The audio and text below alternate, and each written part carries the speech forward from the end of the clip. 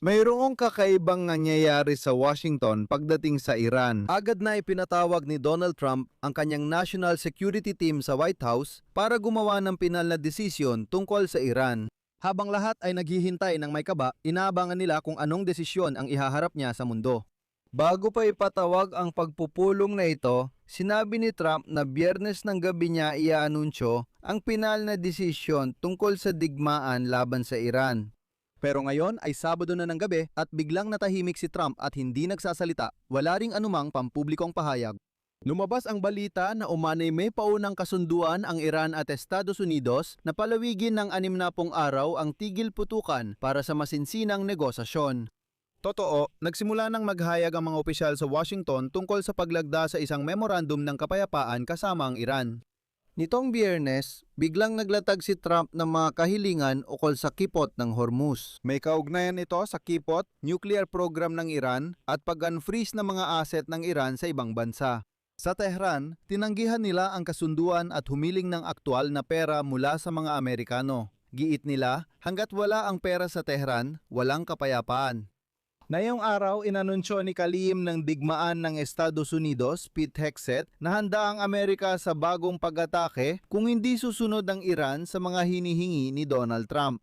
Samantala, nananatiling tahimik si Donald Trump sa hindi tiyak na dahilan. Ako si Alexei Pichi at pag-usapan natin ito. Pero bago tayo magsimula, hinihiling ko sa inyo na mag-subscribe sa channel na ito, i-like ang episode na ito, mag-iwan ng kahit anong komento sa ilalim ng video at mag-subscribe din sa aking Telegram channel na Pichi News. Makikita ang link sa video description. Ngayon, napahinto at nag-abang ang mga eksperto dahil biglang natahimik at nawala sa eksena si Donald Trump sa isyu ng digmaan kontra Iran. Sinabi ni Pangulong Donald Trump na ngayong Biyernes, magtitipon siya ng mga tagapayo sa White House para magpasya tungkol sa kasunduang pangkapayapaan sa Iran. Sa White House, inanunsyo na nagkasundo na ang Washington at Tehran noong Huwebes sa pagpapalawig ng tigil putukan at pagbubukas ng Strait of Hormuz. Kung paiklin, ang memorandum sa pagitan ng Estados Unidos at Iran ay nangangahulugan ng pagtigil putukan at pagbubukas ng Strait of Hormuz sa loob ng 60 araw kung saan mag-uusap ang dalawang panig tungkol sa kasunduang nuklear. Dapat alisin ng Iran ang mga mina sa Strait of Hormuz sa loob ng 30 araw at alisin ng Estados Unidos ang blokadang pandagat. Nanghako ang Iran na hindi raw sila gagawa ng sandatang nuklear at maaaring alisin ng Estados Unidos ang ilang mga parusa para payagan ng Iran na magbenta ng langis at i-unfreeze ang unang kalahati ng mga asset na nagkakahalaga ng $12 bilyong. Pagkatapos ng lahat ng ito, naglabas si Trump ng bagong kondisyon. Dapat sumang-ayon ng Iran na huwag gumawa ng sandatang nuklear, alisin ang mga mina at buksan ng Strait of Hormuz, at alisin at sirain ang mga imbak ng mataas na pinayamang uranium ng Islamikong Republika. Kailangan munang mangako si Iran na gagawin niya ito bago pirmahan ang kasunduan o memorandum. Pero mukhang may dahilan kung bakit ganoon ang ginawa ni Trump. Babanggitin pa natin yan mamaya. Bilang tugon, ang Iran, sa totoo lang, parang pinaalis lang si Donald Trump. Sinabi ng kinatawa ng kagawaran ng ugnayang panlabas ng Iran na si Esmail Bagay na hindi susunod ang Tehran sa mga utos ni Donald Trump na nagsabing dapat pumayag ang Iran sa lahat ng kondisyon ng Estados Unidos. Narito ang pahayag ni Bagay. Matagal na naming iniwan ang wika ng ultimatum, 47 taon na ang nakalipas. Wala ni isa sa mga bansang kanluranin ang maaari makipag-usap sa Islamikong Republika ng Iran gamit ang wika ng ultimatum. Kami ay gumagawa ng desisyon base sa interes at karapatan ng mamamayang Iranian. Nagkomento si Bagay sa hinaharap ng paglalayag sa Strait of Hormuz na dumaraan sa teritorial na tubig ng Iran at Oman at nangangailangan ng espesyal na kasunduan. Narito pa ang isa niyang sinabi, ang Iran at Oman bilang responsableng bansa ay dapat gumawa ng mekanismo para sabay maprotektahan ang kanilang mga pambansang interes at mga karapatan bilang mga bansang baybayin. Magbibigay ito ng katiyakan sa mundo na ligtas, maglayag dito at responsableng bansa tulad ng Iran ay dapat gumawa ng mekanismong magpoprotekta sa seguridad. Ito ay isang uri ng diplomatikong wika. Kung isasalin sa mas simpleng salita, ang estratehikong relasyon ng Iran at Oman ay nangangailangan ng mga espesyal na kasunduan. CP, protektahan ang kipot ng Hormuz, magpapahayag, si Bagay ay nagkomento tungkol sa hinaharap ng paglalayag na nagsasabing ito ay isang estratehikong arterya. Si Bagay ay nagkomento tungkol sa hinaharap. Pagkatapos, sa Tehran, talagang nagulat ang lahat. Sabi ng Iran, hindi pa epektibo ang draft na kasunduan at wala silang obligasyon dito. Ayon sa FARS na malapit sa Islamic Revolutionary Guard Corps, walang provision sa draft na kasunduan na nag-oobliga sa Iran na buksan ang kipot ng Hormuz nang walang bayarin o taripa. Dagdag pa, walang sinabi sa memorandum na kailangang sirain ng Iran ang kanilang nuclear na materyales. At ang pinakamahalaga, inihayag sa Tehran na makikipag-usap lamang sila kapag pinalaya na ng Estados Unidos ng Amerika ang $12 bilyong na frozen assets ng Iran.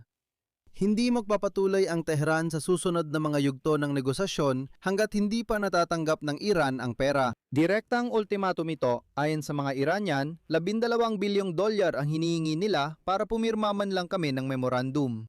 Sa tingin ko, napansin ninyo na ang huling pahayag ni Donald Trump tungkol sa Iran ay ginawa nung Biyernes bago pa ang pagpupulong ng National Security Team. Nanhako si Trump na magdedesisyon bago Biyernes ng gabi. Gabi na ng Sabado, ngunit wala pa ring desisyon. At ngayon, makalipas ang isang araw, sinabi ng White House na si Trump pagkatapos ng pagpupulong sa Situation Room ay hindi pa nagpasya kung pipirmahan ng kasunduang pangkapayapaan sa Iran at kukuha pa siya ng ilang araw para mag-isip. Ayon sa ulat, ilang oras tumagal ang pagpupulong sa White House ukol sa usapin ng Iran. Tinalakay ng mga kalahok ang bagong alok ng Tehran tungkol sa mga kondisyon sa pagtatapos ng digmaan sa gitnang silangan. Ibig sabihin, doon nila pinag-usapan ang ultimatum ng Iran tungkol sa $12 bilyong. Sa pagtatapos ng pagpupulong, nagpasya si Trump ayon sa kanyang sinabi na ipagpaliban muna ang pinanadesisyon tungkol sa alok ng Iran. Ibig sabihin, inuulit ko, sa White House, hindi nila pinag-uusapan ang ipinipilit nila kundi ang iniaalok ng Tehran. Sinabi ni Donald Trump na karamihan sa mga punto ng kasunduan sa Iran ay napagkasunduan na ng magkabilang panig. Hindi niya sinabi kung anong mga issue ang napagkasunduan ng Washington at Tehran. Ngunit ipapaalala ko na sa mga naunang episode sa aking Telegram channel, ako mismo ay nagbabala at nagpayuna kapag sinabi ni Trump na ang kasunduan, isang uri ng mapayapang kasunduan, ay handa na ng 70 hanggang 75%, ito ay palatandaan ng kabiguan ng negosasyon.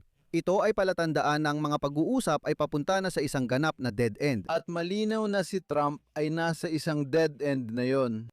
Ipapaalala ko, noong Disyembre 2025, sinabi ni Trump at ng kanyang team na ang mapayapang kasunduan para tapusin ang digmaan ng Russia laban sa Ukraine ay handa na ng 75%.